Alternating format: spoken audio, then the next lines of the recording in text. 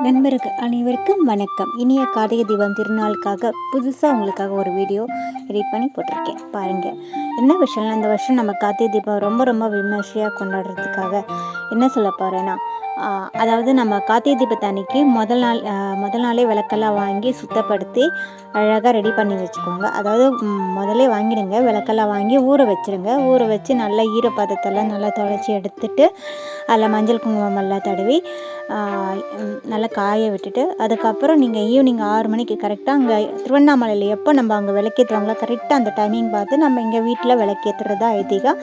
அன்றைக்கி வீட்டில் அழகாக விளக்கேற்றி வைங்க.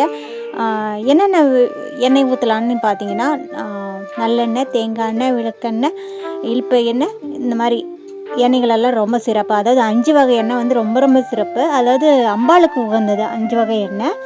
மற்றது ஒவ்வொரு எண்ணெய்க்கும் ஒவ்வொரு சிறப்பு இருக்குது. நம்ம நல்லெண்ணெய் வாங்கி ஊற்றலாம், நெய் ஊற்றலாம். அது நம்ம சௌகரியத்துக்கு தகுந்த மாதிரி. ஆனால் சுத்தமான எண்ணெய் வாங்கி ஊற்றுங்க, கலப்படம் இல்லாத எண்ணெய் வாங்கி ஊற்றுங்க. ஏன்னா கலப்படம் நம்ம ஏற்றுற தீபம் நம்ம பாசிட்டிவ் எனர்ஜிக்காக தான் நம்ம ஏற்றுறோம். ஆனால் அந்த பாசிட்டிவ் எனர்ஜி நம்ம வைப்ஸ் நம்ம வீடு கிடைக்கணும்னா நல்ல சுத்தமான எண்ணெயில் தீபம் ஏற்றுங்க. அதுதான் நல்லது. திரி, அதாவது எண்ணெய் ஊற்றி திரி போடுங்க. திரி போட்டுட்டு எண்ணெய் ஊற்றக்கூடாது. ஏன்னா நிறைய விளக்கேற்றுறோம், அதனால என்ன பண்ணுவாங்க, நல்லா திரியெல்லாம் போட்டுட்டு அதுக்கப்புறம் எண்ணெய் ஊற்றுவாங்க. அது மாதிரி பண்ணாதீங்க. எண்ணெய் ஊற்றி திரி போட்டு விளக்கேற்றுங்க.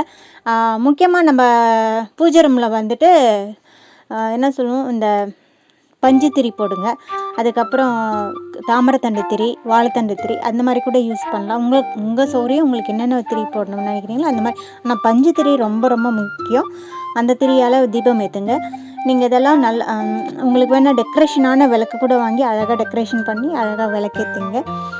வீட்டில் எல்லா முற்றத்துலேயும், வெளியிலையும், முற்றத்துலேயும், மாடியிலையும், எல்லா இடத்துலையும் விளக்கு ஏற்றி வைங்க. கிச்சனில் கண்டிப்பாக ஏற்றி வைங்க. அட்லீஸ்ட் ஒரு 2-3 விளக்காச்சுன்னா வைக்கணும். வீடு ஃபுல்லாக வைங்க. வெளியில் வைக்கிறவங்களும் வீட்லேயும் வைங்க. ஆனால் பாதுகாப்பாக விளக்கேற்றி வைங்க.